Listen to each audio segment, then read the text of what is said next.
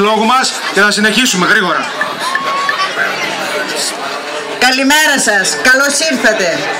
Ο Σύλλογος Φιλοναυτιστικού Ατόμου Ελπίδα, επ' ευκαιρίας της Παγκοσμίου ημέρας αυτισμού που είναι στις 2 Απριλίου, με την τεχνική υποστήριξη του Δήμου Ωρεοκάστρου και του Συλλόγου Δρομέων Υγείας Θεσσαλονίκης, διοργανώσαμε αυτόν τον φιλανθρωπικό αγώνα βουνού.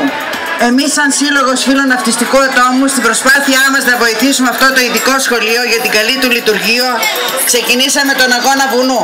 Είμαστε πάρα πολύ χαρούμενοι επειδή η προσπάθειά μας αυτή, χάρη στην αθρώα συμμετοχή σας, στέφθηκε με μεγάλη επιτυχία.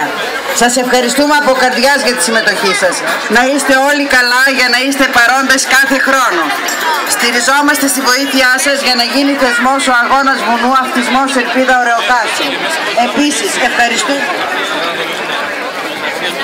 τους χωρισμούς μας, τον κύριο Καλυβιώτη, την Ιντερκλάς, Φροντιστήρια Ίσων Στρατηγάκη, Γερμανός Ωρεοκάστρου, Ευρωκταίο, Ιωνική Σφολιάτα, Στούντιο 54 για τον ήχο, Ομάκριος Όστες και Σβή, Ευρωμέτσικα Άγιος Λουκάς Ασθενοφόρα, Performance Store Αψίδα, Αρβανίσης Στυροκομεία.